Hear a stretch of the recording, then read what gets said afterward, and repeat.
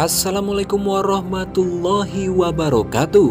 Halo Sobat Kian Santang, apa kabar untuk kalian semua? Dimanapun kalian berada, saya doakan semoga kalian semua selalu ada dalam lindungan Allah Azza wa Jalla. Di episode terbaru kali ini adalah lanjutan dari episode sebelumnya, di mana pelayaran Kian Santang dan Rara Santang telah usai. Mereka akhirnya sudah tiba di Timur Tengah, tepatnya di pelabuhan Kerajaan Timur Tengah. Mereka akhirnya turun dari kapal lalu mengikuti prajurit yang menuntun mereka. Mereka dibawa melalui kerumunan rakyat Timur Tengah. Kian Santang dan Rara Santang disambut baik oleh rakyat Timur Tengah. "Maaf Paman, kenapa tempat ini sangat ramai sekali?" tanya Rara Santang. "Ini adalah pasar kerajaan Nyimas. Seluruh rakyat membeli kebutuhannya di pasar ini," jawab salah satu prajurit dengan sopan. Kian Santang pun mencela ucapan Rara Santang. "Apakah ada yang ingin Yunda beli di sini?" tanya Kian Santang. "Ya Rai, Yunda ingin membeli salah satu mahkota yang dijual di kedai itu," jawab Rara Santang. "Kalau begitu mari Yunda kita datangi kedai itu dan membeli apa yang Yunda inginkan." Tapi Rai, Kian Santang tidak menghiraukan panggilan Rara Santang dan langsung menarik tangan Rara Santang untuk pergi ke kedai yang dimaksud Rara Santang. Sesampainya di kedai, "Permisi Paman, kami ingin membeli mahkota ini." Penjual itu mengambilkan pilihan Kian Santang lalu memberikannya kepada tangan Rara Santang. "Maaf, apakah Anda adalah Raden Kian Santang?" tanya sang penjual. "Benar Paman, aku Raden Kian Santang, putra dari Prabu Siliwangi, dan ini adalah kakak perempuanku Rara Santang. Ya Tuhan, aku sangat beruntung sekali bisa bertemu dan bercengkrama dengan Raden Kian Santang secara langsung. Kau tahu Raden, namamu sudah sangat dikenal luas hingga kerajaan ini. Semua rakyat kerajaan ini sudah mengenal namamu," jawab sang penjual dengan perasaan bahagia. "Subhanallah, aku sangat tidak menyangka kalau aku dikenal luas hingga ke kerajaan Timur Tengah," jawab Kian Santang sambil tersenyum. Lalu setelah itu ia mengeluarkan sekantong koin emas yang sudah ditukarkan dengan mata uang kerajaan Timur Tengah dan memberikannya ke sang penjual. "Raden, ini terlalu banyak. Paman tidak bisa menerimanya sebanyak ini. Aku mohon terimalah Paman, ambil saja semua kembaliannya." "Terima kasih banyak Raden," ucap syukur sang penjual. "Sama-sama Paman, aku permisi, silahkan Raden dan Nyimas." Kian Santang dan Rara Santang melanjutkan perjalanannya setelah berhenti sejenak untuk membeli barang yang Rara Santang inginkan. Setelah mendapat barang tersebut, mereka melanjutkan perjalanan. Hanya dalam beberapa langkah saja mereka sudah sampai di istana yang sangat megah dan mewah. "Subhanallah, indah sekali istananya. Kita sudah sampai Raden." Tidak lama datanglah beberapa rombongan keluarga istana. Mereka menghampiri Kian Santang dan Rara Santang. "Selamat datang di kerajaanku, Kerajaan Lydia. Perkenalkan, aku adalah Raja Gies Alyates, dan ini adalah putraku, Croesus," ucap Raja Alyates.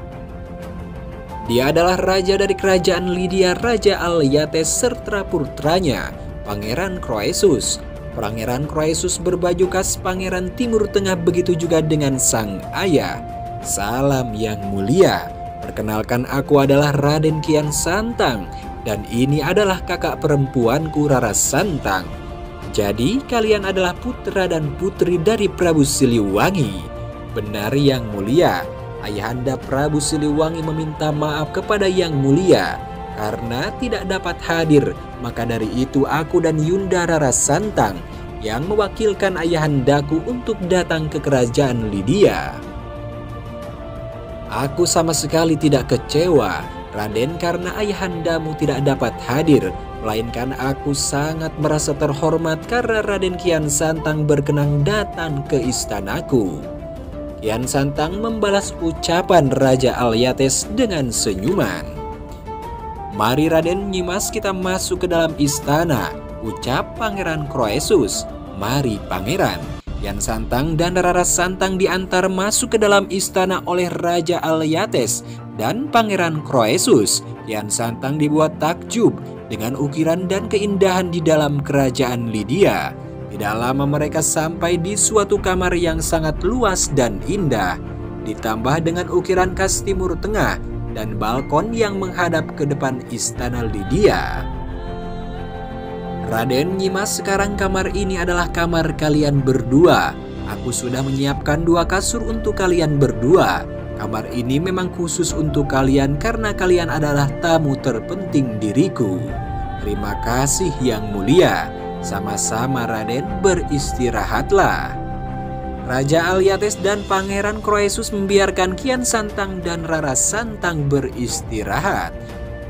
Selanjutnya malam hari di kerajaan Timur Tengah. Setelah selesai melaksanakan sholat maghrib, Kian Santang memandangi keindahan kerajaan dari balkon kamarnya. "Rai, apa yang sedang kau lakukan?" tanya Rara Santang sembari melipat mukenanya. "Aku sedang memandangi keindahan kerajaan dari balkon Yunda." Pangeran Croesus mengetuk pintu kamar Kian Santang dan Rara Santang. "Raden Kian Santang," panggil Pangeran Croesus. Dengan sopan Kian Santang membuka pintu kamarnya dan mempersilahkan Pangeran Croesus untuk masuk. "Ada apa Pangeran sehingga Pangeran datang ke kamar kami?" tanya Rara Santang.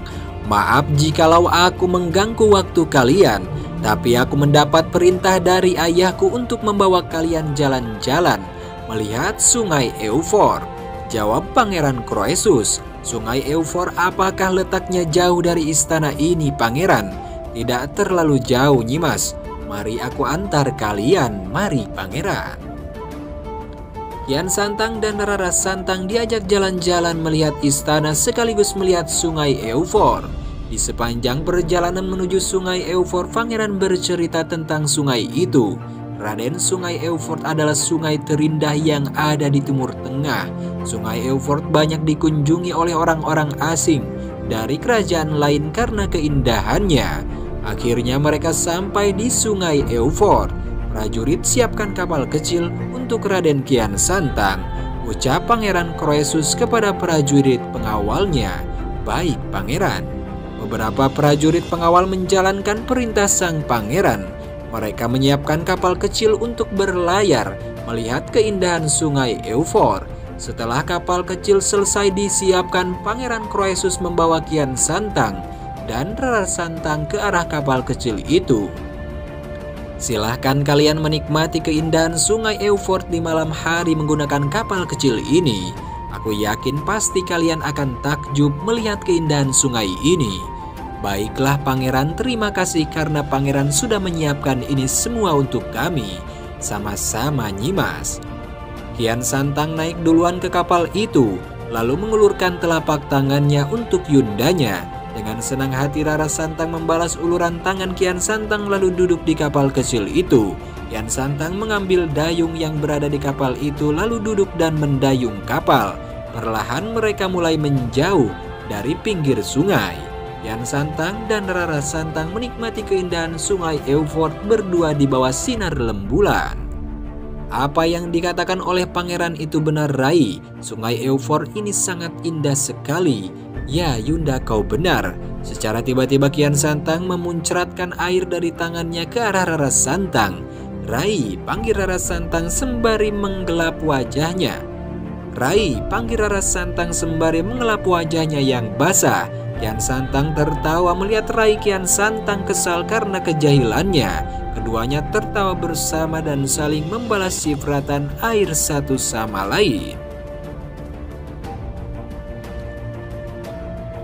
Bagaimana kelanjutan ceritanya kita saksikan di episode selanjutnya. Sekian, terima kasih untuk kalian semua yang sudah menyaksikan video ini. Mohon maaf bila banyak kesalahan. Wassalamualaikum warahmatullahi wabarakatuh. Sampurasun karuhun.